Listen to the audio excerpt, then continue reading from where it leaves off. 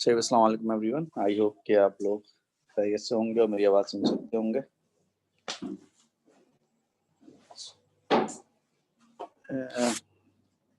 काफ़ी दिनों पहले एग्ज़ाम से पहले जब आप लोग लास्ट क्लास हुई थी तो उसमें हमने पेपर 5 डिस्कस किया था और एग्ज़ाम के बाद जो 1-2 क्लासेस हुई थी उसमें हमने जो है वो पेपर को डिस्कस किया था, पेपर 4 को डिस्कस किया था। जो लास्ट टॉपिक हम पढ़ रहे थे एग्ज़ाम से पहले वो न्यूक्लियर फेज़ का टॉपिक था और ये उसके बारे में आपको कुछ लिखा हुआ नज़र भी आ रहा होगा।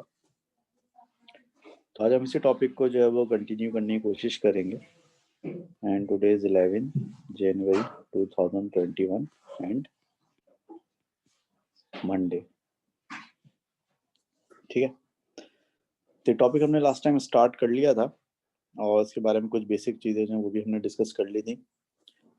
फॉर एग्जांपल अगर आप देखें तो हमने इस चैप्टर में जब डिस्कशन स्टार्ट किया था तो बात ये हुई थी कि इस चैप्टर को हम 2 हिस्सों में पढ़ेंगे। एक हम इसमें बाइंडिंग एनर्जी के बारे में पढ़ेंगे और एक हम इसमें रेडियो एक्टिव डिके के बारे में पढ़ेंगे। तो इसमें पहले हम बाइंडिंग एनर्जी के बारे में पढ़ेंगे और फिर एक वर्कशीट सॉल्व करेंगे और उसके बाद फिर हम रेडियो एक्टिव डिके के बारे में पढ़ेंगे और फिर एक वर्कशीट जो है वो सॉल्व करेंगे। ठीक है, अब इसको जब हमने स्टार्ट किया था तो इसमें कुछ हमने बेसिक चीज़ें पहले डिस्कस की थी। मिसाली तौर पे हमने यहाँ पर एक चीज़ डिस्कस की थी जिसे हम कहते हैं इलेक्ट्रॉन वोल्ट।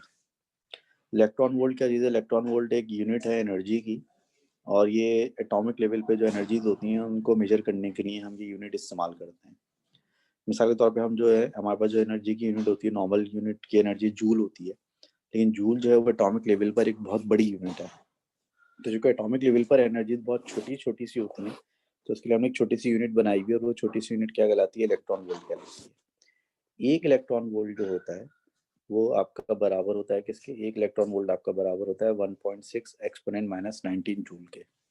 ठीक है, मिसाल के तौर पर अगर मैं आपसे कहूँ कि भाई आप मुझे ये करें कि आप जो है वो एनर्जी को इलेक्ट्रॉन वोल्ट में कन्वर्ट करें फ्रॉम जूल। तो एनर्जी को अगर आपको इलेक्ट्रॉन वोल्ट में चेंज करना है फ्रॉम जूल तो आप उसको डिवाइड बाय 1.6 एक्सपोनेंट माइनस 19 कर देंगे।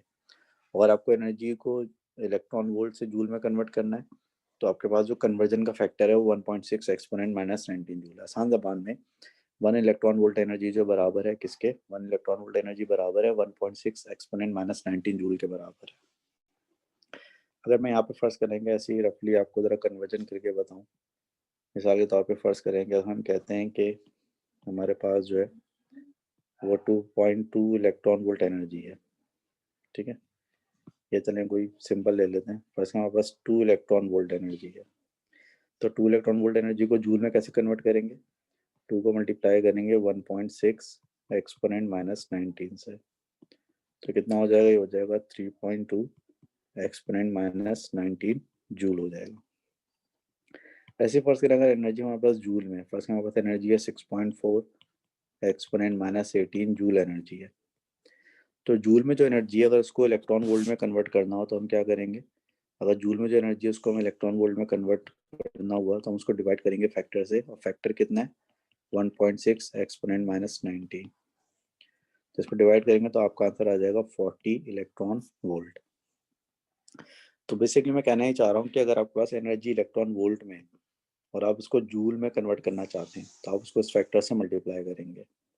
तो इलेक्ट्रॉन वोल्ट में जो एनर्जी है उसको अगर आप 1.6 एक्सपोनेंट माइनस 19 से मल्टीप्लाई करेंगे तो एनर्जी किस में कन्वर्ट हो जाएगी? जूल में। या फिर अगर एनर्जी जूल में है और उसको आप इलेक्ट्रॉन वोल्ट में कन्वर्ट करने के ख्वाहिशमंद हैं तो उसको आप 1.6 एक्सपोनेंट माइनस 19 के फैक्टर से डिवाइड करेंगे तो फिर एनर्जी जो है वो इलेक्ट्रॉन वोल्ट में कन्वर्ट हो जाएगी।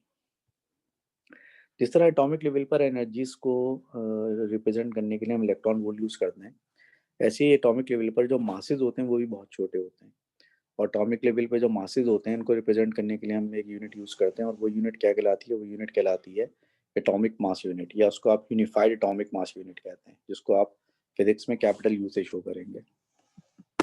अब जो ये एटॉमिक मास यूनिट है बेसिकली 1 यू जो है 1 यू मास बराबर होता है 1.66 एक्सपोनेंट माइनस 27 किलोग्राम के। यानी कि एक बहुत ही छोटी यूनिट है ये। उसकी वजह कि एटॉमिक लेवल पे जो मासेज होते हैं बहुत ही छोटे होते हैं। एटॉमिक लेवल पे जो मासेज होते हैं वो 10 की पावर माइनस 25, 10 की पावर माइनस 27, 10 की पावर माइनस 30 के किलोग्राम तक हो सकते हैं। तो ज़्यादा इतने छोटे लेवल पर जो मासेज हैं उनको आप किलोग्राम या ग्राम में तो मेजर नहीं करेंगे, तो उसके लिए हम एटॉमिक मास यूनिट इस्तेमाल करते हैं और 1 U जो है या 1 एटॉमिक मास यूनिट जो है वो किलोग्राम में बराबर होता है 1.66 एक्सपोनेंट माइनस 27 किलोग्राम के बराबर होता है। उसके बाद फिर हमने एक कॉन्सेप्ट डिस्कस किया था और वो कॉन्सेप्ट कहलाता है mass energy inter convertibility. Mass energy inter conversion या इंटर कन्वर्टिबिलिटी का मतलब ये होता है कि आइंस्टाइन की थ्योरी ऑफ रिलेटिविटी के मुताबिक मास और एनर्जी आपस में इंटर कन्वर्ट हो सकते हैं, यानी कि आप मास को एनर्जी में कन्वर्ट कर सकते हैं और एनर्जी को मास में कन्वर्ट कर सकते हैं। अब आप मास को एनर्जी में कैसे कन्वर्ट करेंगे, एनर्जी को मास में कैसे कन्वर्ट करेंगे, वो हमारा इस हेडेक नहीं है। हमारा हेडेक सिर्फ ये है कि अगर मास को एनर्जी में कन्वर्ट किया जाए तो कितनी एनर्जी बनेगी, या एनर्जी को अगर मास में कन्वर्ट किया जाए तो कितना मास बनेगा। तो इन दोनों का जो आपस में इंटर कन्वर्जन है उसके लिए आइंस्टाइन ने एक रिलेशनशिप दिया था जिसको आप E=mc² कहते हैं। और E=mc² मेरे ख्याल से the most famous equation of physics कहलाई जा सकती है, क्योंकि तकरीबन हर शख्स को इस इक्वेशन के बारे में पता होता है। E=mc² में m का मतलब है मास इन किलोग्राम, E का मतलब है एनर्जी इन जूल्स और C का मतलब है स्पीड ऑफ लाइट जो कि 3 × 10⁸ मीटर पर सेकंड के बराबर होती है। इसका मतलब ये कि अगर आप कुछ मास को एनर्जी में कन्वर्ट करते हैं तो वो मास आप किलोग्राम में लेंगे और किलोग्राम में जो आप मास लेंगे उसको आप multiply by square of speed of light करेंगे, तो इससे जो आंसर आएगा वो एनर्जी आएगी जूल्स में। फॉर एग्जांपल अगर मेरे पास 208 ग्राम मास है, जैसा मैंने नीचे एग्जांपल में सॉल्व किया हुआ है, तो अगर मेरे पास 208 ग्राम अगर मास है और उस 208 ग्राम मास को इस 208 ग्राम मास को अगर मैं कन्वर्ट करना चाहता हूँ एनर्जी में, तो पहली बात तो है कि इस फॉर्मूले में मास जो है किस में होना चाहिए, इस फॉर्मूले में मास जो है वो किलोग्राम में होना लाजमी है। तो अगर मैं यहाँ पे 208 ग्राम को अगर मैं किलोग्राम में कन्वर्ट करता हूँ तो किलोग्राम में कितना बन रहा है, किलोग्राम में बन रहा है 0.208 किलोग्राम बन रहा है। बाय द वे ग्राम को किलोग्राम में कन्वर्ट करने के लिए डिवाइड बाय 1000 करते हैं। अब 0.208 हमने यहाँ पे मास रखा, स्पीड ऑफ लाइट 3 × 10⁸ होती है, उसका स्क्वायर किया तो 0.208 मास आ गया, स्पीड ऑफ लाइट जो कि 3 एक्सपोनेंट 8 है उसका स्क्वायर कर दिया, तो प्रोडक्ट इसका आया 1.87 एक्सपोनेंट 16 जूल्स। यानी अगर आप 0.208 किलोग्राम मास को एनर्जी में कन्वर्ट करें तो 1.87 एक्सपोनेंट 16 जूल्स जो एनर्जी क्रिएट होगी, एनर्जी बनेगी। तो बेसिकली मास को जब एनर्जी में कन्वर्ट किया जाता है तो उसको हम इस तरह से कैलकुलेट करते हैं कि कितने मास से कितनी एनर्जी जो है वो बनेगी। फिर हमने एक छोटी सी डेरिवेशन की थी, डेरिवेशन में छोटी सी की थी कि हमने इस ऊपर वाली एक्सप्रेशन को यूज करते हैं, हमने ये मालूम करना है कि अगर हम 1 U मास को एनर्जी में कन्वर्ट करें तो कितनी एनर्जी बनेगी। लेकिन यहाँ पर जो हमें एनर्जी निकालनी है वो जूल्स में नहीं निकालनी है, एनर्जी हमें मेगा इलेक्ट्रॉन वोल्ट में निकालनी है। तो हम सिंपली क्या करेंगे, पहले हम ये देख लेंगे कि जूल में कितनी एनर्जी बनती है और बाद में जो जूल में एनर्जी बनेगी उस एनर्जी को हम मेगा इलेक्ट्रॉन वोल्ट में कन्वर्ट कर देंगे। फॉर एग्जाम्पल अगर हमें 1 U मास को एनर्जी में कन्वर्ट करना है तो हमारे पास फॉर्मूला है कि हमारे पास फॉर्मूला है कि E बराबर होता है mc² के। लेकिन इस फॉर्मूले में ज़रूरी है कि मास m किस में हो, किलोग्राम में। हमें 1 U मास दिया हुआ है तो 1 U मास को किलोग्राम में कन्वर्ट करने की जरूरत नहीं है, क्योंकि हमें ऑलरेडी पता है कि 1 U मास कितने किलोग्राम के बराबर होता है। 1 U मास जो है 1.66 एक्सपोनेंट माइनस 27 किलोग्राम के बराबर होता है। तो हमारा जो फॉर्मूला है E=mc², इस फॉर्मूले में हमें मास 1 U लेना है और 1 U का किलोग्राम में क्या मतलब है, 1 U का किलोग्राम में मतलब है 1.66 एक्सपोनेंट माइनस 27। तो आपने E=mc² के फॉर्मूले में मास की जगह 1.66 एक्सपोनेंट माइनस 27 पुट कर दिया, स्पीड ऑफ लाइट की जगह आपने 3 × 10⁸ कर दिया, तो हो जाएगा 1.66 exponent minus 27 multiply by 3 exponent 8 का स्क्वायर। अब ये जब आप इसको सॉल्व करेंगे, मैं इसको सॉल्व नहीं कर रहा अभी, लेकिन अगर इसको आप सॉल्व करेंगे तो उसका आंसर जूल में आएगा। तो अगर मैं जूल से डायरेक्ट आंसर इलेक्ट्रॉन वोल्ट में लाना चाहूँ तो जूल से इलेक्ट्रॉन वोल्ट में लाने के लिए क्या करना पड़ता है, ये हमने क्या किया था, ये एनर्जी आपको जूल में गिवन थी ना, इसको इलेक्ट्रॉन वोल्ट में चेंज करने के लिए हमने क्या किया था, डिवाइड बाय 1.6 एक्सपोनेंट माइनस 19 किया था। तो यहाँ पर जो आपकी एक्सप्रेशन बन रही है ये जूल में बन रही है। इस एक्सप्रेशन को हम डिवाइड बाय अगर 1.6 एक्सपोनेंट माइनस 19 कर दें तो आपका आंसर इलेक्ट्रॉन वोल्ट में आएगा। बट स्टिल आपको आंसर इलेक्ट्रॉन वोल्ट में नहीं चाहिए, आपको आंसर मेगा इलेक्ट्रॉन वोल्ट में चाहिए। तो किसी भी चीज़ को मेगा में कन्वर्ट करने के लिए आप उसको 10⁶ से डिवाइड करते हैं या फिर 10⁻⁻6 से मल्टीप्लाई करते हैं। ये जो आपका आंसर आ रहा था ये इलेक्ट्रॉन वोल्ट में आ रहा था ना, इसको मेगा इलेक्ट्रॉन वोल्ट में कन्वर्ट करने के लिए आपने इसको 10⁻⁻6 से मल्टीप्लाई कर दिया। क्योंकि किसी भी चीज़ को, जैसे मेरे पास वॉट में पावर है, मेरे पास अगर वॉट में पावर है, उस पावर को मैं मेगा वॉट में चेंज करना चाहता हूँ तो उसको मैं 10⁻6 से डिवाइड करूंगा या 10⁻⁻6 से मल्टीप्लाई करूंगा। तो इस पूरी एक्सप्रेशन को जब आप सिंप्लीफाई करेंगे तो आपका आंसर राउंड ऑफ होकर बनेगा 930। यानी कि आपका जो आंसर आ रहा है वो मेगा इलेक्ट्रॉन वोल्ट में कितना आ रहा है, 930 मेगा इलेक्ट्रॉन वोल्ट आ रहा है। इसका मतलब ये बना कि जब कभी भी आप 1.66 एक्सपोनेंट -27 किलोग्राम यानी कि 1 यू मास को, इसका मतलब ये हुआ कि नेक्स्ट टाइम से जब भी आप 1 यू मास को एनर्जी में कन्वर्ट करेंगे तो 1 यू मास से कितनी एनर्जी बनेगी, 1 यू मास से 930 मेगा इलेक्ट्रॉन वोल्ट की एनर्जी बनेगी। So therefore I can say that 1 U mass is equivalent to 930 mega electron volt energy. अब 1 U mass is equivalent, ये देखें मैंने ये नहीं बोला कि 1 U mass is equal to 930 mega electron volt energy। अगर मैं यहाँ पे ये लिखता कि 1 U mass is equal to 930 mega electron volt energy तो बेसिकली मैथमेटिकली ये गलत होता, because mass is in kilogram and energy is in joule, so kilogram can never be equal to joule। Mass energy के बराबर नहीं हो सकता। बिल्कुल इसी तरह से जिस तरह अगर मैं आपसे बोलूं कि एक पिज्ज़ा और 1,500 रुपये बराबर नहीं हो सकते। 1,500 रुपये जो है वो पैसे हैं, लेकिन पिज्ज़ा जो है वो खाने की चीज़ है। हाँ, लेकिन उस 1,500 रुपये से पिज्ज़ा खरीदा जा सकता है। तो मैं ये कह सकता हूँ कि 1,500 रुपये जो है वो पिज्ज़ा के इक्वल तो नहीं है, लेकिन 1,500 रुपये जो है पिज्ज़ा के इक्विवेलेंट है। इसी तरह 1 यू मास जो है 930 मेगा इलेक्ट्रॉन वोल्ट एनर्जी के बराबर तो नहीं है, लेकिन 1 यू मास जो है वो 930 मेगा इलेक्ट्रॉन वोल्ट एनर्जी के इक्विवेलेंट है। यानी अगर मैं अपने 1,500 रुपये खर्च करूँ तो उसके अगेंस्ट क्या आ जाएगा, पिज्जा आ जाएगा ना। तो इसे अगर मैं 1 यू मास को एनर्जी में कन्वर्ट करूँ तो उसके अगेंस्ट कितनी एनर्जी आ जाएगी, उसके against 930 mega electron volt energy आ जाएगी। तो 1 यू मास को जब भी आप एनर्जी में कन्वर्ट करेंगे तो एनर्जी कितनी बनेगी, एनर्जी तो 930 मेगा इलेक्ट्रॉन वोल्ट बनेगी। इसीलिए हम कह रहे हैं कि 1 यू मास जो है वो इक्विवेलेंट है। और 1 यू मास किसके इक्विवेलेंट है, 1 यू मास जो इक्विवेलेंट है वो 930 मेगा इलेक्ट्रॉन वोल्ट के इक्विवेलेंट है। ठीक है भाई, तो ये बात समझ में आ रही है आप लोग यहाँ तक? वैसे तो ऑलरेडी मैं डिस्कस कर चुके हैं, but I am just going to, I was just revising it. तो आई होप कि यहाँ तक आपकी बात समझ में आ गई है, हो गई होगी। उसके बाद जो फिर हमने अगला कॉन्सेप्ट डिस्कस किया था वो डिस्कस किया था मास डिफेक्ट का। अगला कॉन्सेप्ट हमने क्या डिस्कस किया था, मास डिफेक्ट का कॉन्सेप्ट डिस्कस किया था। देखिए मास डिफेक्ट क्या होता है। मास डिफेक्ट ये होता है कि जब आप एक न्यूक्लियस की बात करें तो न्यूक्लियस के बारे में कुछ बेसिक बातें आपको पता होनी चाहिए, वो मैं आपको बता देता हूँ। फॉर एग्जाम्पल न्यूक्लियस के बारे में आपको ये पता होना चाहिए कि न्यूक्लियस में प्रोटॉन्स होते हैं। भाई क्या होते हैं न्यूक्लियस में, प्रोटॉन्स। अब किसी भी न्यूक्लियस में जितने भी प्रोटॉन्स होते हैं उन नंबर ऑफ प्रोटॉन्स को हम क्या कहते हैं, उन नंबर ऑफ प्रोटॉन्स को हम जेड कहते हैं, जिसका मतलब होता है प्रोटॉन नंबर। इसका मतलब क्या होता है, इसका मतलब प्रोटॉन नंबर होता है। ऐसे ही आप न्यूक्लियॉन किसको कहते हैं, आप न्यूक्लियॉन कहते हैं उस पार्टिकल को जो कि न्यूक्लियस के अंदर पाया जाता है। ठीक है, तो न्यूक्लियॉन का मतलब क्या होता है, पार्टिकल इनसाइड न्यूक्लियस। तो कोई भी पार्टिकल जो कि न्यूक्लियस के अंदर पाया जाए वो न्यूक्लियॉन कहलाता है। ठीक है, अब बेसिकली न्यूक्लियस के अंदर पार्टिकल्स कौन से पाए जाते हैं, पार्टिकल्स जो न्यूक्लियस के अंदर पाए जाते हैं वो प्रोटॉन्स और न्यूट्रॉन्स पाए जाते हैं। तो जब मैं न्यूक्लियॉन्स कहूँगा तो न्यूक्लियॉन्स का मतलब बेसिकली प्रोटॉन्स और न्यूट्रॉन्स होगा, क्योंकि जनरली अगर हम डिफाइन करें तो न्यूक्लियॉन का मतलब वो पार्टिकल है जो कि न्यूक्लियस के अंदर हो। अब न्यूक्लियस के अंदर प्रोटॉन और न्यूट्रॉन होते हैं ना, तो प्रोटॉन न्यूट्रॉन दोनों न्यूक्लियॉन्स कहलाएंगे। इसी तरह न्यूक्लियॉन नंबर का मतलब फिर क्या हो जाएगा, न्यूक्लियॉन नंबर का मतलब ये हो जाएगा कि न्यूक्लियस के अंदर कितने न्यूक्लियॉन्स हैं। अब न्यूक्लियस के अंदर जो न्यूक्लियॉन्स होते हैं वो दो होते हैं, एक तो प्रोटॉन्स होते हैं और एक न्यूट्रॉन्स होते हैं। तो अगर आप नंबर ऑफ प्रोटॉन्स और नंबर ऑफ न्यूट्रॉन्स को जमा कर दें तो नंबर ऑफ प्रोटॉन्स और नंबर ऑफ न्यूट्रॉन्स को अगर आप जमा करेंगे, मसला है क्या? ओके उस्मान नासिर साहब माइक बंद कर लें, आपका माइक खुला हुआ है।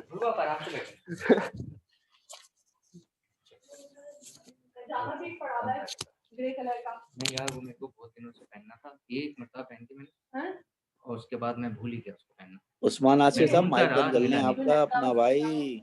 हाँ वो पहन लिया मैंने, वो भी एक दिन पहना। क्या हो गया भाई, आवाज नहीं आ रही शायद उस्मान नासिर को। कहाँ है उस्मान नासिर, ये रहा। चलो अब हो गया म्यूट, म्यूट की नहीं हो रहा है ये।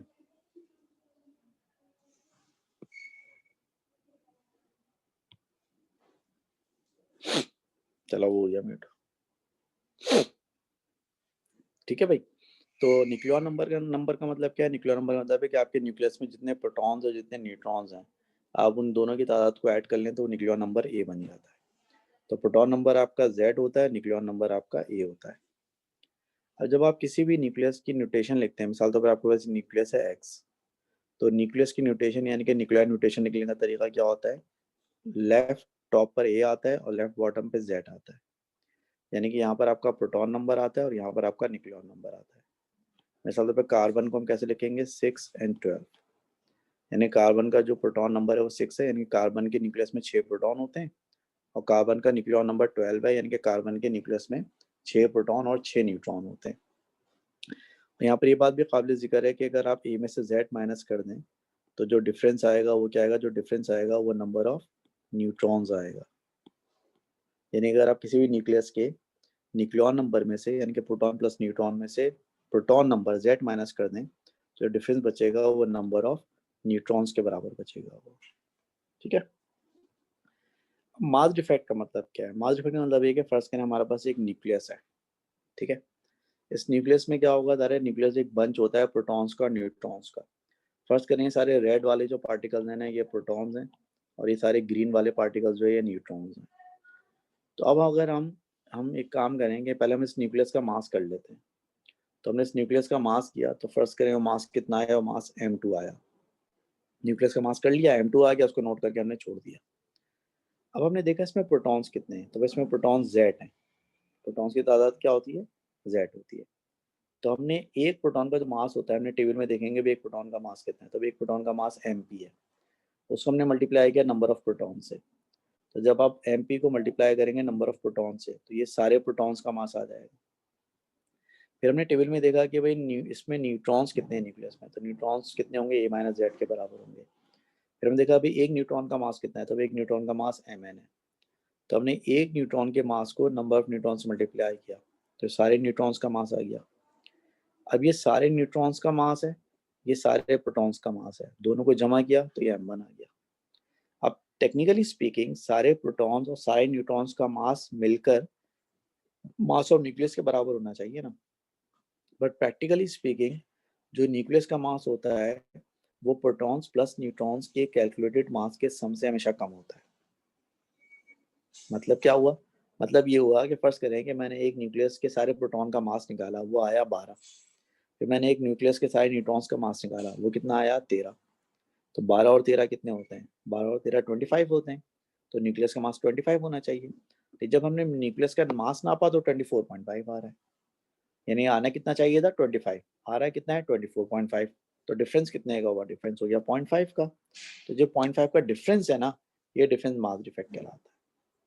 तो मास डिफेक्ट बेसिकली क्या होता है कि किसी भी न्यूक्लियस का जो मेजर्ड मास होता है वो उसके न्यूक्लियॉन्स के, यानी कि प्रोटॉन्स और न्यूट्रॉन्स के इंडिविजुअल मासेस के सम से हमेशा कम आता है, और ये डिफरेंस क्या कहलाता है, डिफरेंस मास डिफेक्ट कहलाता है। तो इस बात को मैं यहाँ पे लिख देता हूँ कि the mass of a nucleus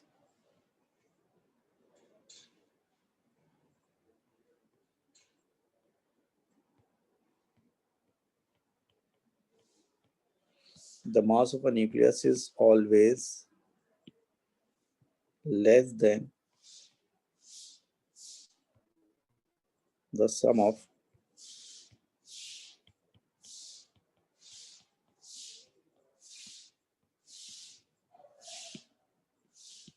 individual masses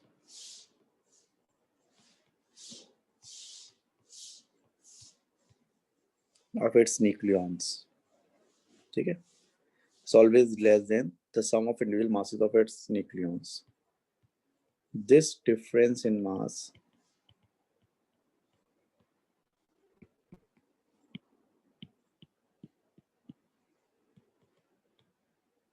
is called mass defect।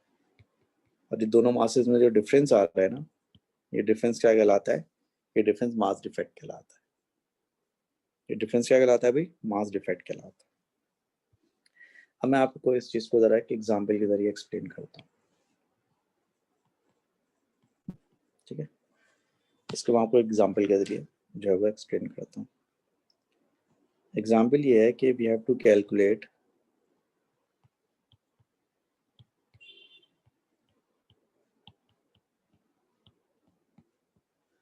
The defect of let's say sodium, ठीक, सोडियम के न्यूक्लियस का मास डिफेक्ट मालूम करते हैं। सोडियम का न्यूक्लियस क्या होता है 11 एंड 23, ठीक है। और सोडियम के न्यूक्लियस का मास हमें गिवन होना चाहिए, मास ऑफ सोडियम न्यूक्लियस हमें गिवन होना चाहिए।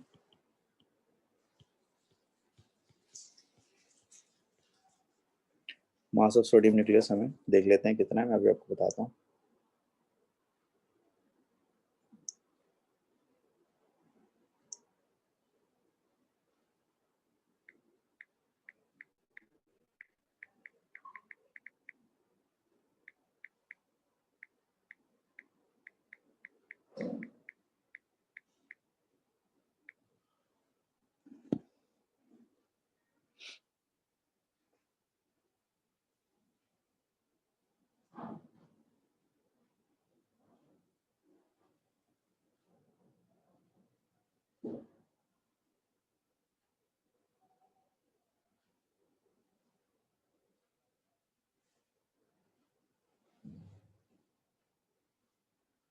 सोडियम का जो एटॉमिक मास आ रहा है, न्यूक्लियस का मास आ रहा है, वो आ रहा है 22.98 22.9897 ठीक है।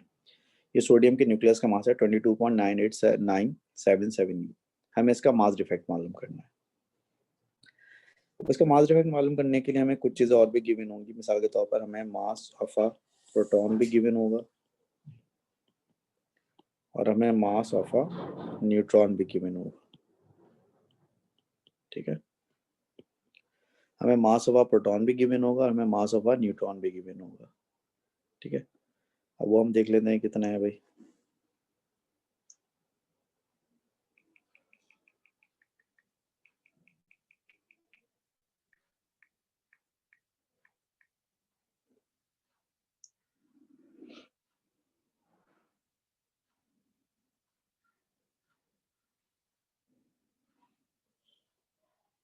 मैं आपको बताता हूँ अभी,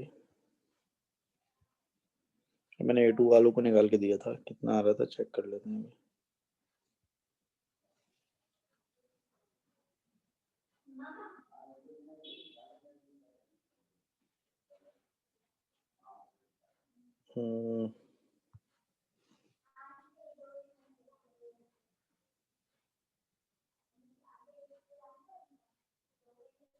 ये रहा भाई,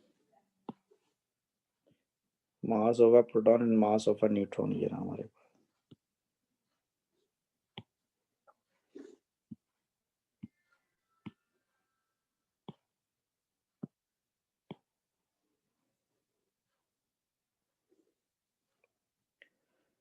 ठीक है भाई, ये हमारे पास mass of a proton and mass of a neutron आ गया है।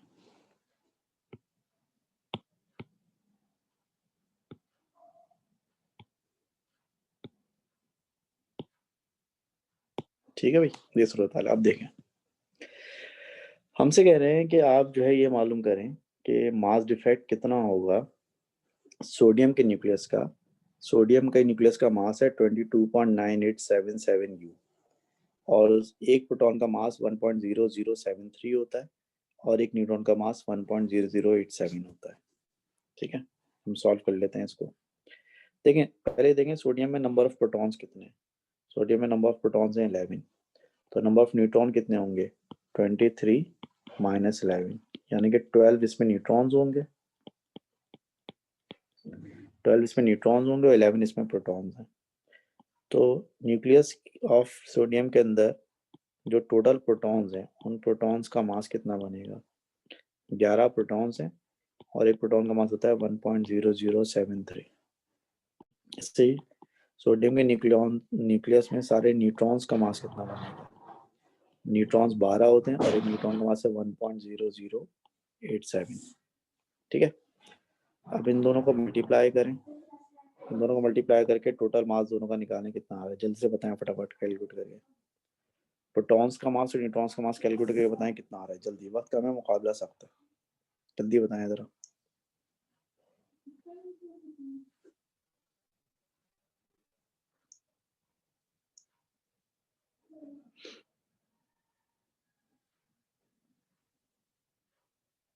बताइए जरा क्या आंसर आ रहा है इसका।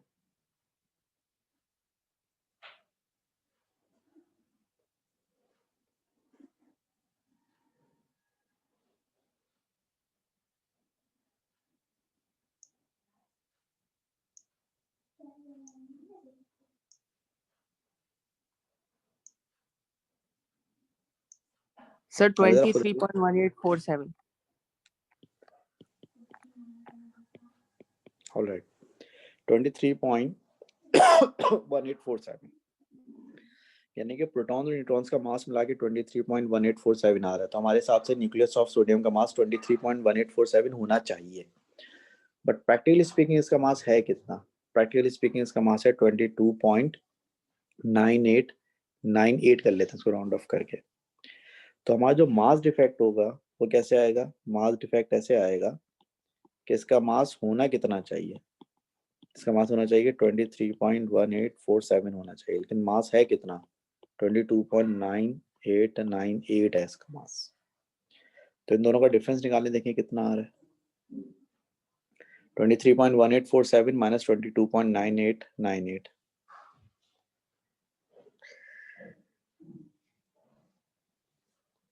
इसका डिफरेंस निकाल के दिखाएं कितना आ रहा है जल्दी, शाबाश। 0.1949. 0.1949 यू। मतलब ये हुआ कि जो सोडियम का न्यूक्लियस है उसका जो मास डिफेक्ट होगा वो 0.1949 यू के बराबर होगा। ठीक है, आई थिंक बात समझ में आई होगी आप लोग। आप लोग काम करें, एक क्वेश्चन और करें। क्वेश्चन क्या है? क्वेश्चन ये है कि कैलकुलेट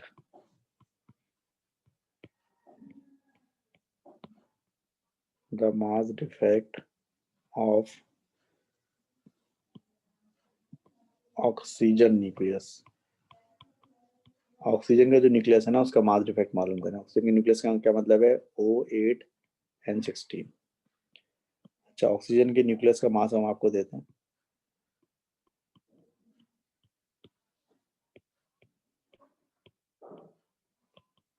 ठीक है, ऑक्सीजन के न्यूक्लियस का मास निकालते हैं। यार ये मेरे फोन को क्या हो गया? फोन पागल वागल हो गया। कहाँ है ऑक्सीजन का मास? 15.994।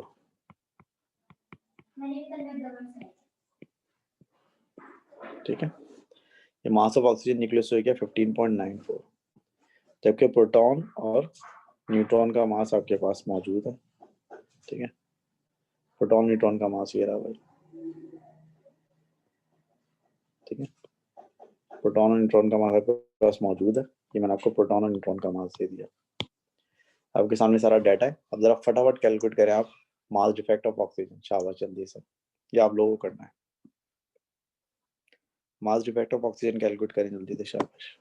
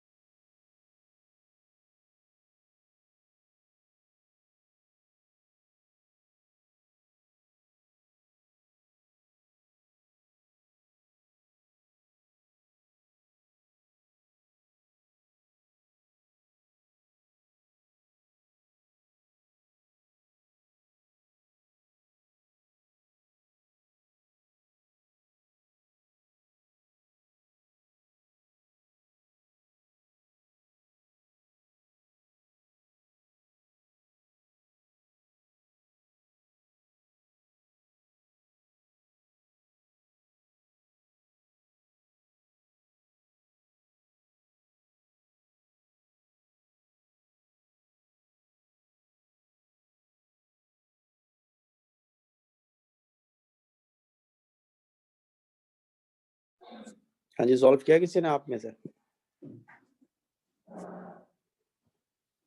ऑलराइट, तो ये हमारे पास आंसर आ रहा है 0.1286। ठीक है, देखें भी इसमें 0.1286 ही आ रहा होगा अगर आप लोगों ने निकाला है तो। सबसे पहले आपको ये देखना है कि ऑक्सीजन के अंदर कितने प्रोटॉन्स हैं और कितने न्यूट्रॉन्स हैं। ठीक है, तो आप सारे प्रोटॉन्स का पहले मास निकाल लें, मास ऑफ प्रोटॉन्स। प्रोटॉन्स आपके पास हैं 8, तो 8 को मल्टीप्लाई बाय 1.0073 करेंगे आप तो सारे प्रोटॉन्स का मास आ जाएगा। ऐसे आप सारे न्यूट्रॉन्स का मास निकालेंगे। न्यूट्रॉन्स कितने हैं? न्यूट्रॉन्स भी इसमें 8 हैं, 16 माइनस 8 करेंगे तो न्यूट्रॉन्स आएंगे ना इसमें 8, और एक न्यूट्रॉन का मास है 1.0087, तो ये सारे न्यूट्रॉन्स का मास आ गया। अब जरा बताएं कि सारे न्यूट्रॉन्स और प्रोटॉन्स का मास मिला के टोटल कितना आ रहा है? बताएं, प्रोटॉन्स और न्यूट्रॉन्स का मास मिला के कितना बन रहा है टोटल? जल्दी बताएं, शाबाश।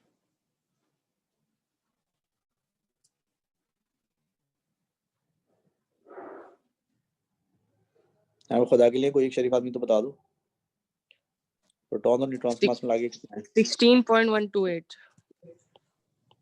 16.128। क्या आगे कुछ और है? जीरो है?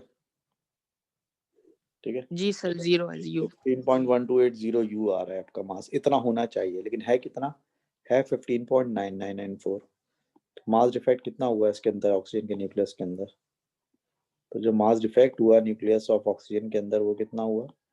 वो हुआ 16.1280 माइनस 15.9994।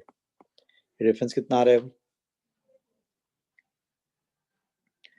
ये डिफरेंस बताओ कितना आ रहा है? 16.1280 माइनस 15.99। 0.1286। 0.1286 सर। 0.1286 U। ठीक है, तो इसका मतलब ये कि ऑक्सीजन के न्यूक्लियस का जो मास डिफेक्ट हुआ वो कितना हुआ? वो 0.1286 U हो गया। तो आई होप कि आप लोगों की बात समझ में आई होगी किस तरह से मास डिफेक्ट जो निकाला जाता है। तो किसी भी न्यूक्लियस का मास डिफेक्ट ऐसे निकाला जाता है कि आपको न्यूक्लियस का जो है वो मास गिवन होता है आपको। ठीक है, आप क्या करते हैं, क्या कि सारे प्रोटॉन और सारे न्यूट्रॉन्स का मास निकाल कर ऐड कर लेते हैं। अब सारे प्रोटॉन और सारे न्यूट्रॉन्स का मास जब आप निकाल के ऐड करते हैं तो वो आपके न्यूक्लियस के मास से हमेशा थोड़ा ज़्यादा आता है। फिर आप सारे प्रोटॉन्स और न्यूट्रॉन्स के मास का जो सम होता है उसमें से आप न्यूक्लियस का एक्चुअल मास जो है माइनस करते हैं, तो जो डिफरेंस आता है वो डिफरेंस जो है मास डिफेक्ट कहलाता है। ठीक है, ये तो हो गया मास डिफेक्ट। अब मास डिफेक्ट होता क्यों है ये एक अलग मसला है, इस पर अभी हम बात करते हैं। उससे पहले हम यहाँ पर एक चीज़ डिफाइन करना चाहेंगे, और वो चीज़ हम डिफाइन करना चाहेंगे यहाँ पर, वो क्या कहलाती है? वो कहलाती है बाइंडिंग एनर्जी कहलाती है। ठीक है, वो चीज़ क्या कहलाती है? बाइंडिंग एनर्जी कहलाती है। तो जरा हम ये डिस्कस कर लेते हैं कि बाइंडिंग एनर्जी क्या होती है। मैं बाइंडिंग एनर्जी की डेफिनेशन यहाँ पे लिख देता हूँ।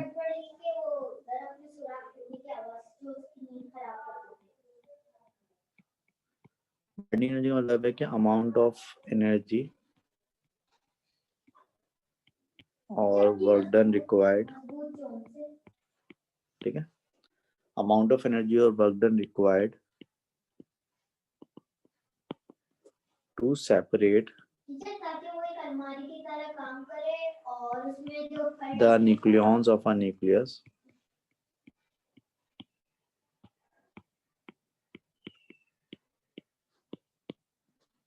to infinity।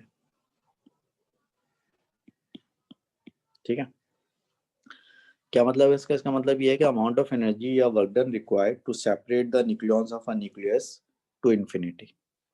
आसान जबान में इसका मतलब ये है कि एक न्यूक्लियस में जितने भी न्यूक्लियॉन्स हैं, न्यूक्लियॉन्स का मतलब क्या है? Protons and neutrons. तो कोई भी न्यूक्लियस जो होता है वो बंच होता है ना प्रोटॉन्स और न्यूट्रॉन्स का। मिसाल के तौर पर ये एक न्यूक्लियस है, इसके प्रोटॉन्स और न्यूट्रॉन्स हैं। ठीक है, ये सब आपस में जुड़े हुए हैं, इससे क्या बन रहा है? न्यूक्लियस बन रहा है। अब आप क्या करें, इन सबको अलग अलग कर दें। इन सबको क्या कर दें? अलग अलग। तो इन सबको अलग अलग करने के लिए जो आपको कम से कम एनर्जी चाहिए ना, दैट कम से कम energy is called binding energy. किसी भी न्यूक्लियस के न्यूक्लियॉन्स को सेपरेट करने के लिए, यानी कि न्यूक्लियस को तोड़ने के लिए, ब्रेक करने के लिए जो आपको एनर्जी चाहिए वो एनर्जी बेसिकली आपकी बाइंडिंग एनर्जी कहलाती है। अब यहाँ पर एक चीज इंपॉर्टेंट है, और वो चीज इंपॉर्टेंट ये है कि यहाँ पे मैंने लफ्ज इस्तेमाल किया है इन्फिनिटी, यानी कि आपको न्यूक्लियॉन्स को सेपरेट करना है, लेकिन कैसे सेपरेट करना है, आपको न्यूक्लियॉन्स ऑफ न्यूक्लियस को इन्फिनिटी तक सेपरेट करना है। अब न्यूक्लियॉन्स ऑफ न्यूक्लियस को इन्फिनिटी तक सेपरेट करने का मतलब ये नहीं है कि आप एक न्यूक्लियॉन को मशरिक पे ले जाके छोड़ दें, एक को मगरिब पे ले जाके छोड़ दें, एक को जुनूब पे ले जाके, यानी कि इनको वो इधर उधर इतनी दूर तक, इन्फिनिटी मतलब बहुत दूर नहीं है। यहाँ पर इन्फिनिटी का मतलब ये है कि इनको इतना सेपरेट कर दें कि दोबारा एक दूसरे को अट्रैक्ट ना करें। मतलब फर्ज करें आपने न्यूक्लियस को थोड़ा सा सेपरेट किया, आप पीछे हटे, वो दोबारा से ज्वाइन होकर अट्रैक्ट कर लिया उन्होंने फिर से एक दूसरे को, तो उनको आपको इतना सेपरेट करना है कि फिर वो दोबारा एक दूसरे को अट्रैक्ट ना कर पाए। तो इन्फिनिटी का मतलब बेसिकली इस डेफिनेशन में ये है।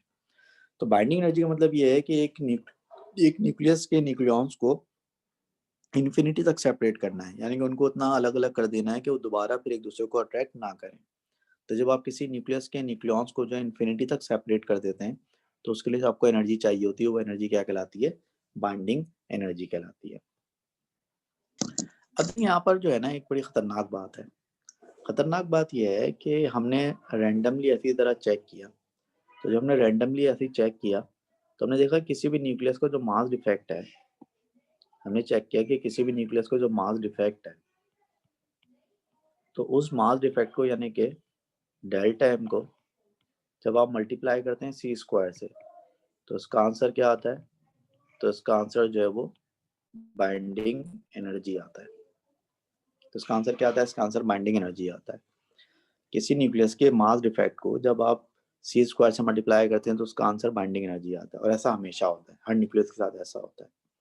अभी एक बड़ी खतरनाक बात है। ये खतरनाक बात क्यों हुई, ये खतरनाक बात इसलिए हुई कि देखें, पहले आप इस बात को समझेंगे बाइंडिंग एनर्जी हमें चाहिए क्यों, हमें बाइंडिंग एनर्जी चाहिए क्यों। इसको अगर हम केमिस्ट्री के पॉइंट ऑफ व्यू से समझते हैं, देखें अगर हम फर्ज करें एक बॉन्ड बना रहे हैं, हम कार्बन का और कार्बन का बॉन्ड बना रहे हैं, फर्ज करें ये हमने सिंगल कोवेलेंट बॉन्ड बनाया कार्बन और कार्बन के बीच में, तो जब भी दो चीज़ों के बीच में एक बॉन्ड बनता है ना, तो बॉन्ड बनते वक्त क्या होता है, एनर्जी रिलीज होती है। बॉन्ड बनते वक्त क्या होता है, एनर्जी रिलीज होती है। बॉन्ड बनते वक्त एनर्जी रिलीज होती है। अब ये बॉन्ड बन गया, कार्बन और कार्बन के एटम आपस में जुड़ गए। अब अगर आप इसी बॉन्ड को ब्रेक करना चाहते हैं ना, इन दोनों को सेपरेट करना चाहते हैं, तो आपको एग्जैक्टली उतनी ही एनर्जी देना पड़ेगी जितना बॉन्ड बनते वक्त रिलीज हुई थी। यानी फर्स्ट करेंगे एक बॉन्ड बनते वक्त 20 एनर्जी रिलीज हुई थी, तो जब बॉन्ड बन जाएगा और आप उस बॉन्ड को ब्रेक करना चाहेंगे, तो उसको ब्रेक करते वक्त आपको उतनी ही एनर्जी यानी कि 20 एनर्जी देना पड़ेगी, तो वो ब्रेक होगा। उस एनर्जी को हम बॉन्ड एनर्जी कहते हैं। ऐसी बाइंडिंग एनर्जी है। फर्स्ट करेगा इस न्यूक्लियस को ब्रेक करने के लिए मुझे अगर 200 एनर्जी देना पड़ती है, तो इसका मतलब ये है कि जब ये बॉन्ड फॉर्म हुआ होगा, यानी कि जब ये न्यूक्लियस फॉर्म हुआ होगा, तो 200 एनर्जी रिलीज हुई होगी। तो वो 200 एनर्जी जो रिलीज हुई होगी वही बाइंडिंग एनर्जी के बराबर भी होगी, क्योंकि जितनी आप एनर्जी रिलीज करेंगे फॉर्म करते वक्त, बॉन्ड को फॉर्म करते वक्त या न्यूक्लियस को फॉर्म करते वक्त, उसी बॉन्ड को या उसी न्यूक्लियस को ब्रेक करते वक्त आपको उतनी एनर्जी देना पड़ेगी। तो अगर एक न्यूक्लियस की बाइंडिंग एनर्जी अगर फर्स्ट करें 200 है, तो इसका मतलब ये होगा कि जब वो न्यूक्लियस फॉर्म हुआ होगा तो उसमें 200 जूल एनर्जी रिलीज हुई होगी या 200 एनर्जी रिलीज हुई होगी। अब उस 200 एनर्जी को अगर आप इस फॉर्मूले में पुट करें, तो आंसर आपका क्या आएगा, मास डिफेक्ट।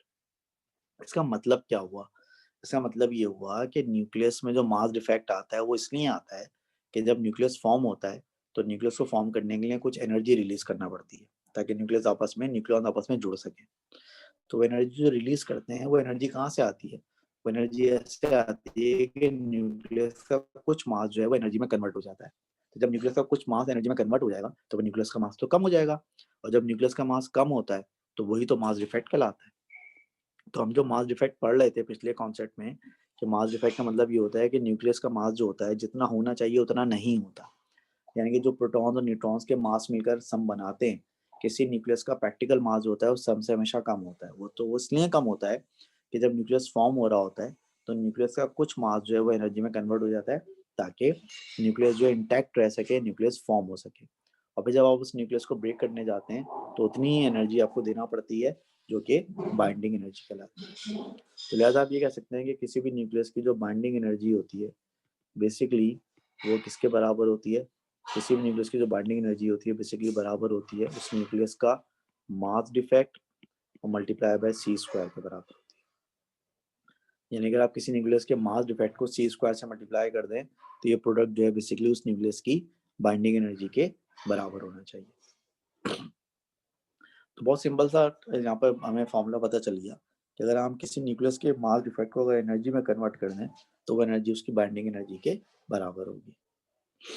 अब एग्जामिनर जब आपसे बाइंडिंग एनर्जी कैलकुलेट करने को कहता है तो बाइंडिंग एनर्जी आप दो तरह से कैलकुलेट कर सकते हैं। एक तो बाइंडिंग एनर्जी आप जूल में कैलकुलेट कर सकते हैं और एक बाइंडिंग एनर्जी आप मेगा इलेक्ट्रॉन वोल्ट में कन्वर्ट कर सकते हैं। तो अगर आपको एनर्जी जूल में निकालनी है तो आप सिंपली क्या करेंगे, फॉर्मूला यूज करेंगे, मास डिफेक्ट लेंगे, लेकिन मास डिफेक्ट किस में होना चाहिए, किलोग्राम में, उसको multiply by speed of light के स्क्वायर से मल्टीप्लाई करेंगे तो ये बाइंडिंग एनर्जी इन जूल आ जाएगी। लेकिन अगर आपको बाइंडिंग एनर्जी का मेगा इलेक्ट्रॉन वोल्ट में चाहिए तो उसको आप अपने कन्वर्जन से भी मालूम कर सकते हैं। और कन्वर्जन क्या था कि आपका जो 1U था वो इक्विवेलेंट था, यानी कि आपका जो 1 एटॉमिक मास यूनिट था वो इक्विवेलेंट था किसके, वो इक्विवेलेंट था 930 मेगा इलेक्ट्रॉन वोल्ट के। तो अगर एग्जामिनर आपसे बोलता है कि वो 1U is equivalent to 930 mega electron volt तो आप बाइंडिंग एनर्जी ऐसे मालूम कर सकते हैं मेगा इलेक्ट्रॉन वोल्ट से।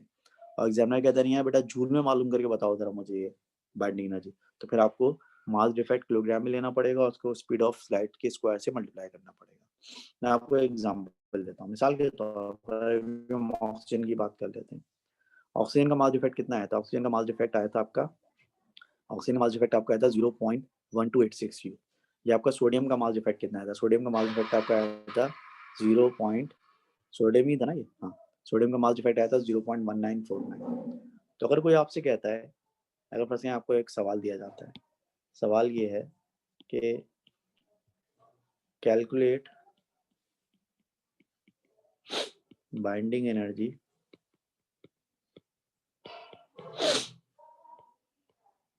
Of number 1 sodium nucleus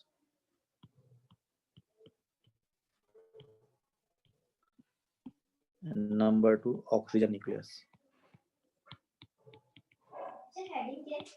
in mega electron volt. आपसे कहा जाता है कि आप सोडियम के न्यूक्लियस और ऑक्सीजन के न्यूक्लियस की binding energy in mega electron volt में मालूम करें and 1U mass is equivalent to is equivalent to 930 mega electron volt energy, यानी कि 1U का मास जो है वो 930 मेगा इलेक्ट्रॉन वोल्ट एनर्जी के बराबर है। तो देखें इसका सोल्यूशन बहुत ही आसान है।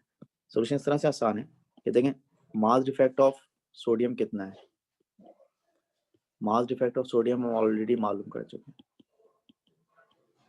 ठीक है, मास डिफेक्ट ऑफ सोडियम हम ऑलरेडी मालूम कर चुके हैं। और मास डिफेक्ट ऑफ सोडियम हमने कितना मालूम किया था, मास डिफेक्ट ऑफ सोडियम हमने मालूम किया था 0.1949 U। तो mass defect of sodium already मालूम कर चुके हैं, वो है 0.1949 U।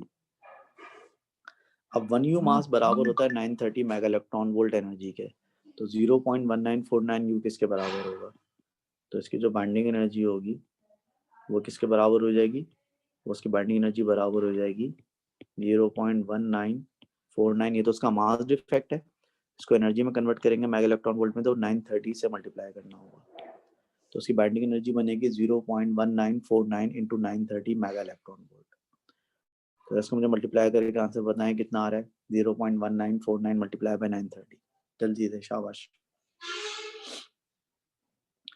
0.1949 इंटू 930, बताएं जरा इसका आंसर क्या आ रहा है।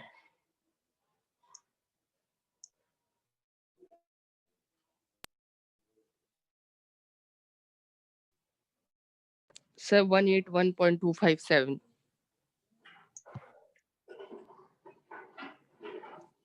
दोबारा बोला, तुम्हारी आवाज कट रही है। Sir, 181.257.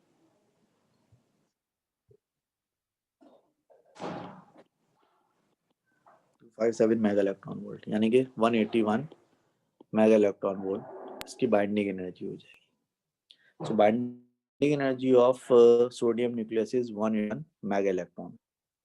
इसी तरह से अगर आप मालूम करें बाइंडिंग एनर्जी ऑफ ऑक्सीजन, तो मास डिफेक्ट ऑफ ऑक्सीजन कितना आया था आपके पास, तो आपने जो मास डिफेक्ट ऑफ ऑक्सीजन मालूम किया था वो कितना मालूम किया था, माशाल्लाह से मास डिफेक्ट ऑफ ऑक्सीजन जो आपका आया था वो आया था 0.1286 U, ठीक है, 0.1286 आया था ना, 0.128 U आया था, मास डिफेक्ट ऑफ आया 0.286 U। उसकी बाइंडिंग एनर्जी कैसे आएगी? इसकी बाइंडिंग एनर्जी ऐसे आएगी कि इसके मास डिफेक्ट को आप एनर्जी में कन्वर्ट कर दें।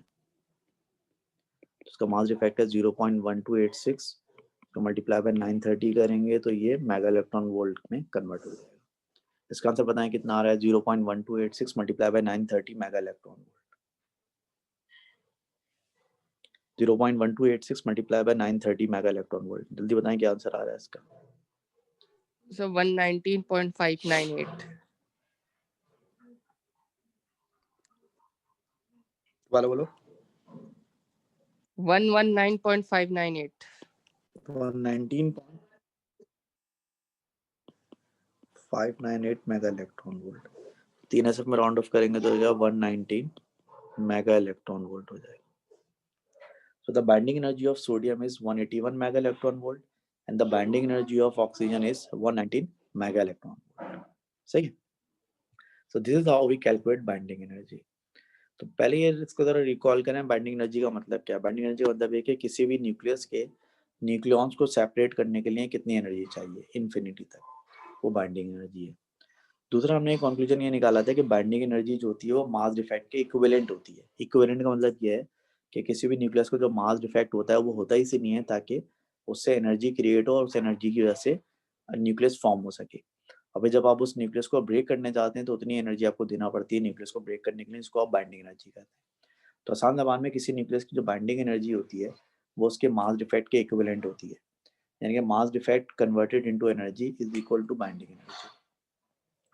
अब यहाँ पर हमने जो है वो डिफरेंट न्यूक्लियस की बाइंडिंग एनर्जी को कैलकुलेट किया। सोडियम न्यूक्लियस की बाइंडिंग एनर्जी को कैलकुलेट किया, ऑक्सीजन न्यूक्लियस की बाइंडिंग एनर्जी को कैलकुलेट किया, लेकिन मेगा इलेक्ट्रॉन वोल्ट में कन्वर्ट किया इसको। और हमें पता है कि 1U जो मास है वो इक्विवेलेंट होता है 930 मेगा इलेक्ट्रॉन वोल्ट एनर्जी के।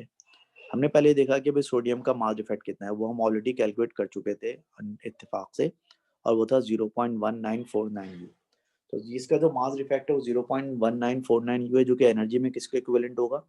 0.1949 multiply by 930 mega electron volt, यानी कि जो बाइंडिंग एनर्जी ऑफ सोडियम बनी वो 181 मेगा इलेक्ट्रॉन वोल्ट बनी, और इसी तरह से जो बाइंडिंग एनर्जी ऑफ ऑक्सीजन बनी वो 119 मेगा इलेक्ट्रॉन वोल्ट।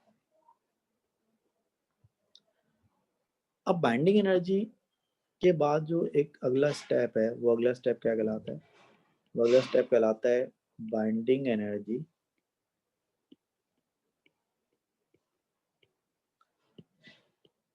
पर न्यूक्लियॉन। ठीक है, बाइंडिंग एनर्जी के बाद जो अगला कॉन्सेप्ट है वो क्या कहलाता है? वो कहलाता है बाइंडिंग एनर्जी पर न्यूक्लियॉन। और ये बहुत ही आसान है। इसका मतलब ये है कि आप किसी भी न्यूक्लियस की जो बाइंडिंग एनर्जी है, ठीक है, इसका मतलब ये किसी भी न्यूक्लियस की जो बाइंडिंग एनर्जी है उसको आप डिवाइड कर दें उसके न्यूक्लियॉन नंबर से। ठीक है, तो किसी भी न्यूक्लियस की बाइंडिंग एनर्जी को अगर आप उसके न्यूक्लियॉन नंबर से डिवाइड कर दें तो उसकी बाइंडिंग एनर्जी पर न्यूक्लियॉन कहलाएगी। मिसाल के तौर पे, फॉर एग्जांपल, अगर मैं आपसे कहूँ कि what is the binding energy पर न्यूक्लियॉन ऑफ सोडियम, ठीक है, अगर मैं आपसे कहूँ कि what is the binding energy पर न्यूक्लियॉन ऑफ सोडियम, देखें पहले अभी देखें सोडियम की बाइंडिंग एनर्जी कितनी आई थी। तो भाई बाइंडिंग एनर्जी ऑफ सोडियम हमारे पास आई थी 181 मेगा इलेक्ट्रॉन वोल्ट। ठीक है, तो बाइंडिंग एनर्जी ऑफ सोडियम हमारे पास आई थी 181 मेगा इलेक्ट्रॉन वोल्ट। फिर हम देखेंगे कि सोडियम के अंदर कितने न्यूक्लियॉन होते हैं, न्यूक्लियॉन नंबर क्या है। तो सोडियम के अंदर माशाल्लाह से जो न्यूक्लियॉन होते हैं वो कितने होते हैं? सोडियम के अंदर जो न्यूक्लियॉन होते हैं वो 11 एंड 23, यानी कि इसमें 23 न्यूक्लियॉन होते हैं। 23 प्रोटॉन प्लस न्यूट्रॉन होते हैं सोडियम में। उसको डिवाइड बाय हम 23 कर देंगे, तो 181 को डिवाइड बाय 23 करें, बताएं क्या आंसर आ रहा है? जल्दी बताएं। 181 डिवाइड बाय 23, जल्दी यार, वक्त कम है, मुकाबला सख्त है। सर 7.87। 7.87 मेगा इलेक्ट्रॉन वोल्ट, यानी जो बाइंडिंग एनर्जी पर न्यूक्लियॉन सोडियम की है वो आ रही है 7.87 मेगा इलेक्ट्रॉन वोल्ट। इसी तरह से अगर मैं आपसे कहूँ कि what is the binding energy पर न्यूक्लियॉन ऑफ ऑक्सीजन, ठीक है, what is the binding energy per nucleon of oxygen. ठीक है, तो अगर आपसे कहा जाए कि what is the binding energy per nucleon of oxygen, तो पहले आप ये देखें कि ऑक्सीजन की बाइंडिंग एनर्जी कितनी है। तो ऑक्सीजन की बाइंडिंग एनर्जी 119 है। ठीक है, ऑक्सीजन की बाइंडिंग एनर्जी है 190। और ऑक्सीजन में कितने न्यूक्लियॉन्स होते हैं? ऑक्सीजन में न्यूक्लियॉन्स होते हैं 16। प्रोटॉन प्लस न्यूट्रॉन ऑक्सीजन में 16 होते हैं, 8 और 8। सो 119 को डिवाइड बाय 16 करें, बताएं क्या आंसर आ रहा है हमें जल्दी से। Sir 7.44। 7.44 mega electron volt.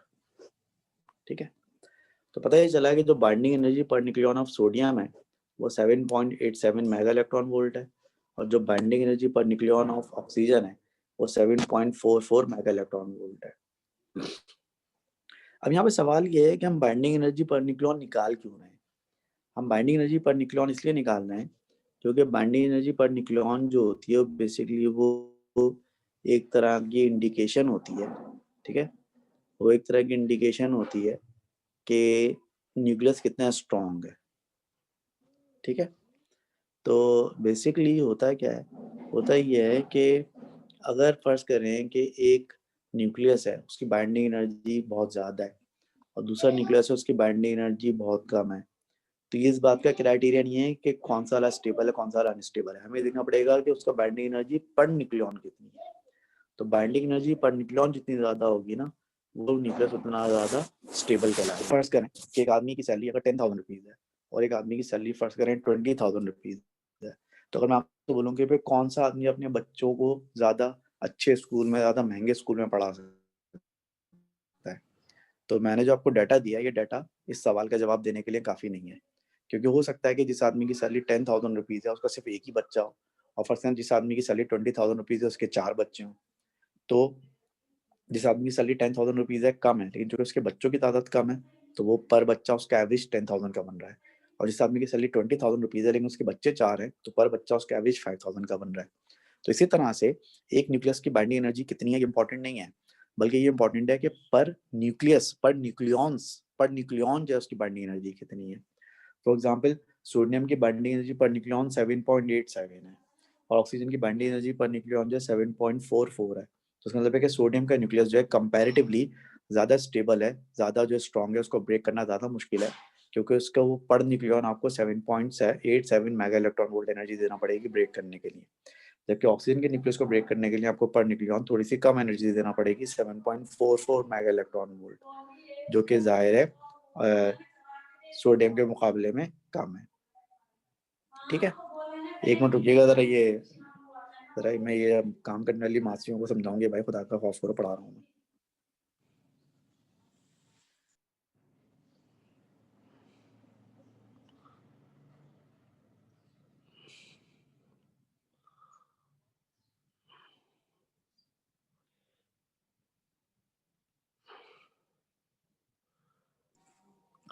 Alright जी, तो basically binding energy per nucleon का जो कॉन्सेप्ट है उसका फायदा क्या है? बाइंडिंग एनर्जी पर न्यूक्लियन का कॉन्सेप्ट का फायदा ये कि इससे हमें पता चलता है कि कोई न्यूक्लियस कितना स्ट्रॉन्ग है या कितना वीक है।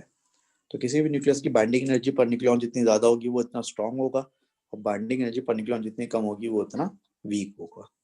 ठीक है, अगर हम एक काम करें और वो काम हम ये करें कि हम जो है वो एक ग्राफ यहाँ पे स्केच करते हैं।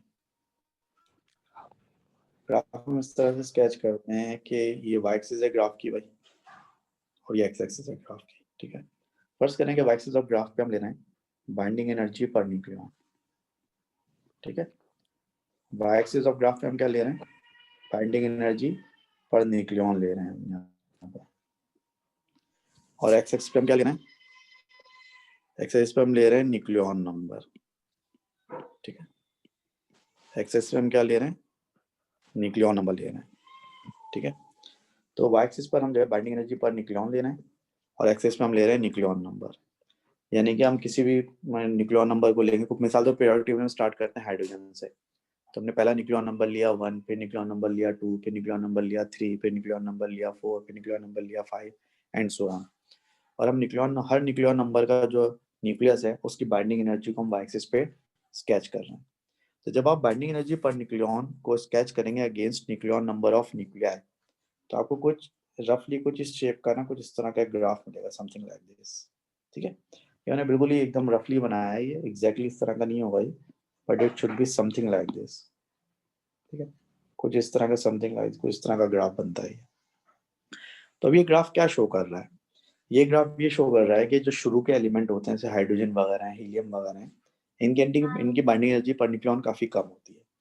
फिर अब जैसे जैसे आगे चलते रहेंगे, न्यूक्लियन नंबर बढ़ता रहेगा, बाइंडिंग एनर्जी पर न्यूक्लियन बढ़ती रहेगी। एक पर्टिकुलर पॉइंट पे पहुंच के बाइंडिंग एनर्जी अपनी पीक तक पहुंचेगी। फर्स्ट करें ये पॉइंट है जहाँ पर बाइंडिंग एनर्जी अपनी पीक तक है, और उसके बाद क्या होगा, उसके बाद फिर आप और आगे चलेंगे तो जैसे जैसे न्यूक्लियन नंबर बढ़ता रहेगा, बाइंडिंग एनर्जी पर न्यूक्लियन और कम होती रहेगी। इसका मतलब ये हुआ कि जो शुरू के एलिमेंट होते हैं उनके न्यूक्लियस अनस्टेबल होते हैं, क्योंकि उनकी बाइंडिंग एनर्जी पर न्यूक्लियन काफी कम है। और जो आगे के न्यूक्लियस हैं, हैवी न्यूक्लियस हैं, वो भी अनस्टेबल होते हैं, क्योंकि उनकी बाइंडिंग एनर्जी पर न्यूक्लियन भी कम है। अब जो स्टेबिलिटी का क्राइटेरिया होता है ना, उसमें ये होता होगा कि कम से कम वैल्यू ऑफ बाइंडिंग एनर्जी होती होगी पर न्यूक्लियन। मिसाल तो ये है, ठीक है, मिसाल तौर पे मैं आपसे कहता हूँ कि भाई ये वो value of binding energy per nucleon है जिसके नीचे जो है न्यूक्लियस अनस्टेबल कहलाएगा, और जिसके ऊपर जो न्यूक्लियस स्टेबल कहलाएगा। तो फर्स्ट करना, अगर मैं आपके सामने एक लिमिट बना देता हूँ कि इस लिमिट के ऊपर ऊपर जितने भी एलिमेंट हैं वो सारे स्टेबल हैं, और उसके नीचे जितने भी एलिमेंट हैं वो अनस्टेबल हैं। तो ये जो बाइंडिंग एनर्जी पर न्यूक्लियन का ग्राफ है, ये तय करता है कि कौन सा न्यूक्लियस स्टेबल न्यूक्लियस की कैटेगरी में आता है, कौन सा स्टेबल जो है अनस्टेबल न्यूक्लियस की कैटेगरी में आता है। बाय द वे, ये जो आपको पीक नजर आ रही है, तो ये जो न्यूक्लियस होगा ज़ाहिर है सबसे ज़्यादा स्टेबल होगा, क्योंकि उसकी बाइंडिंग एनर्जी पर न्यूक्लियन सबसे ज़्यादा आ रही है ग्राफ में, और उसका जो न्यूक्लियन नंबर होता है वो 56 होता है। 56 नंबर जिसका न्यूक्लियन नंबर होता है, वो न्यूक्लियस सबसे ज़्यादा स्टेबल होता है। तो क्या आप में से कोई मुझे बताना चाहेगा कि 56 किसका न्यूक्लियन नंबर है? आप में से जिसको थोड़ी बहुत केमिस्ट्री आती है बता सकते हैं मुझे 56 किसका न्यूक्लियन नंबर है?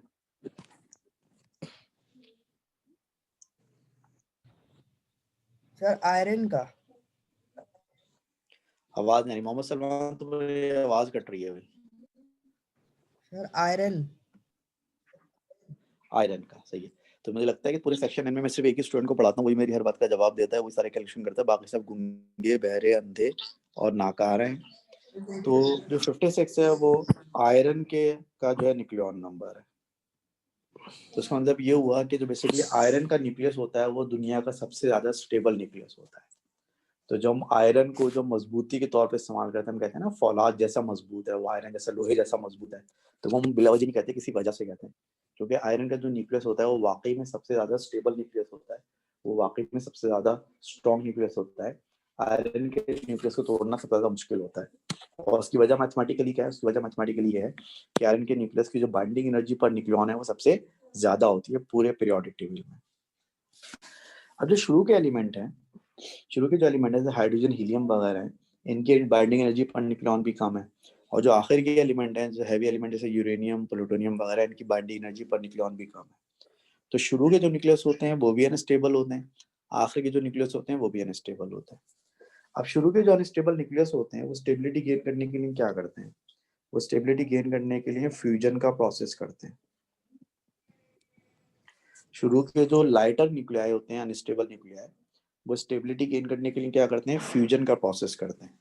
और आखिर के जो हैवी न्यूक्लियस होते हैं जिनकी बाइंडिंग एनर्जी पर न्यूक्लियन कम है, वो स्टेबिलिटी गेन करने के लिए फ्यूजन का प्रोसेस करते हैं। ठीक है, अभी जो मैंने बात बोली है, बात जाहिर आपकी समझ में नहीं आई होगी। पहली बात तो ये कि जो छोटे वाले एलिमेंट है वो फ्यूजन क्यों करते हैं, और दूसरी बात है कि फ्यूजन करने से वो स्टेबिलिटी किस तरह से गेन कर लेते हैं। तीसरी बात ये है कि जो हैवी एलिमेंट होते हैं वो फ्यूजन क्यों करते हैं, और चौथी बात ये है कि फ्यूजन करने से वो स्टेबिलिटी क्यों गेन कर लेते हैं। तो इन चारों बातों का जवाब हम दे सकते हैं, लेकिन उससे पहले हमें समझना पड़ेगा कि फ्यूजन क्या होता है और फिजन क्या होता है। देखिए, ये बात आप बचपन में ओ लेवल्स में पढ़ चुके हैं, आपको याद होगा कि न्यूक्लियर फ्यूजन में क्या होता था। तो देखिए, न्यूक्लियर फ्यूजन में सिंपली ये होता था कि एक बड़ा सा न्यूक्लियस होता था, वो टूटता था, ब्रेक होता था दो छोटे न्यूक्लियस में, और उसके साथ साथ बहुत सारी एनर्जी निकलती थी। तो उस एनर्जी को आप न्यूक्लियर रिएक्टर में यूज करते थे, या उसको आप एटॉमिक बॉम्ब में यूज करते थे उस एनर्जी को। तो न्यूक्लियर फिजन बेसिकली क्या होता है? न्यूक्लियर फिजन बेसिकली एक न्यूक्लियर रिएक्शन होता है।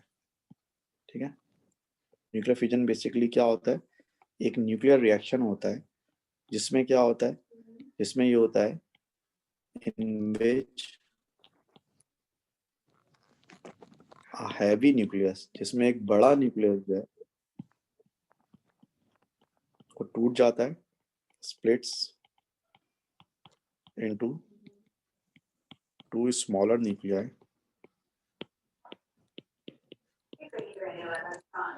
of almost same size. Mohammed Salman mike बंद करो अपना, क्या खबरें सुना रहे हो तुम हमें ये?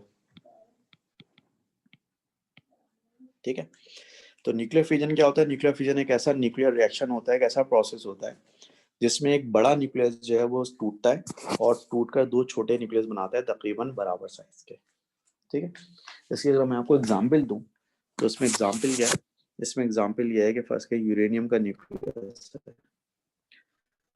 अब यूरेनियम के न्यूक्लियस पर हम एक न्यूट्रॉन खींच के मारते हैं तो इसके से यूरेनियम का न्यूक्लियस टूट जाता है, एक बेरियम का न्यूक्लियस बनता है, एक क्रिप्टन का न्यूक्लियस बनता है, इसके अलावा 3 न्यूट्रॉन निकलते हैं एक्स्ट्रा और उसके अलावा बहुत सारी एनर्जी रिलीज होती है। तो यहाँ पे क्या हुआ? यहाँ पर ये हुआ कि एक बड़ा न्यूक्लियस था यूरेनियम का, वो टूटा तो उससे 2 छोटे न्यूक्लियस बने, बेरियम और क्रिप्टन, और बहुत सारी एनर्जी रिलीज हुई। तो ये प्रोसेस क्या कहलाता है? न्यूक्लियर फ्यूजन कहलाता है। ऐसे ही न्यूक्लियर फ्यूजन होता है। ठीक है, न्यूक्लियर फ्यूजन में क्या होता है भाई? न्यूक्लियर फ्यूजन में ये होता है कि इसमें उल्टा होता है। न्यूक्लियर फ्यूजन में ये होता है कि 2 स्मॉलर न्यूक्लियाई, ठीक है, 2 स्मॉलर न्यूक्लियाई फ्यूज टुगेदर, ठीक है, 2 छोटे न्यूक्लियस आपस में मिलते हैं to form a larger nucleus. Nuclear fusion में क्या होता है भाई? न्यूक्लियर फ्यूजन में होता है कि 2 बड़े न्यूक्लियस जो होते हैं वो आपस में मिलते हैं। मिसाल के तौर पर 2 छोटे न्यूक्लियस आपस में मिलते हैं। मिसाल के तौर पर ये एक न्यूक्लियस है ड्यूट्रियम का, ये हाइड्रोजन का एक आइसोटोप है ड्यूट्रियम। दूसरा न्यूक्लियस है ट्रिटियम, ये भी हाइड्रोजन का एक आइसोटोप है। जब ये दोनों आपस में मिलते हैं तो इनके आपस में मिलने से न्यूक्लियस बनता है हीलियम का 2 और 4। इसके अलावा एक न्यूट्रॉन निकलता है एक्स्ट्रा और प्लस बहुत सारी एनर्जी रिलीज होती है। तो दोनों प्रोसेस में खास बात यह कि दोनों प्रोसेस के नतीजे में बहुत सारी एनर्जी रिलीज होती है। बाय द वे फ्यूजन में एनर्जी ज़्यादा रिलीज होती है।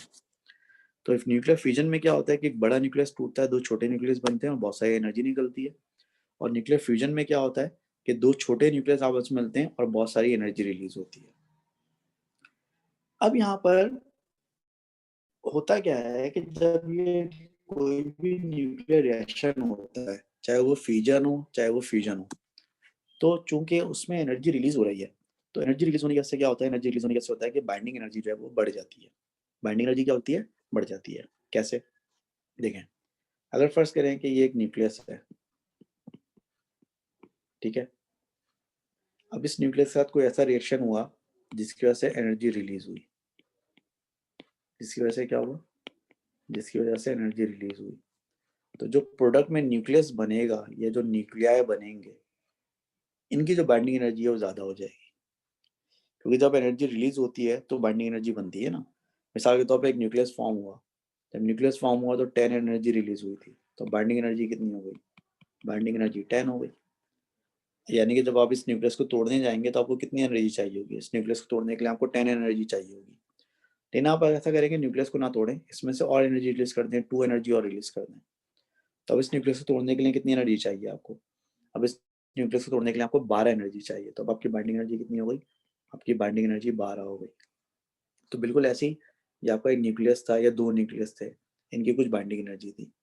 अब आपने इनके साथ कुछ ऐसा रिएक्शन किया कि इस रिएक्शन के दौरान कुछ एनर्जी रिलीज हुई, तब ये न्यूक्लियस जो भी शक्ल इख्तियार करेंगे, उस नई शक्ल को तोड़ने के लिए आपको एनर्जी ज़्यादा चाहिए होगी, क्योंकि आपने एनर्जी फर्दर रिलीज कर दी है। तो फर्दर एनर्जी रिलीज करने का मतलब है कि अब आपको और एनर्जी चाहिए होगी उसको ब्रेक करने के लिए, तो बाइंडिंग एनर्जी आपकी बढ़ जाएगी। मिसाल के तौर पर आपके पास एक न्यूक्लियस था ए, आपने रिएक्शन किया, न्यूक्लियस क्या बन गया? बी, और आपने एनर्जी रिलीज की।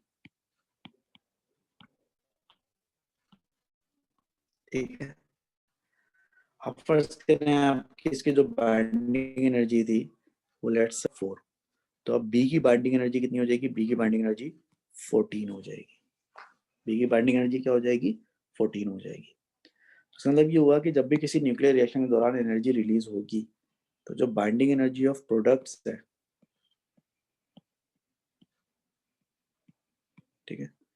जो बाइंडिंग एनर्जी ऑफ प्रोडक्ट्स है वो किसके बराबर होगी? बराबर होगी binding energy of reactants plus energy release के।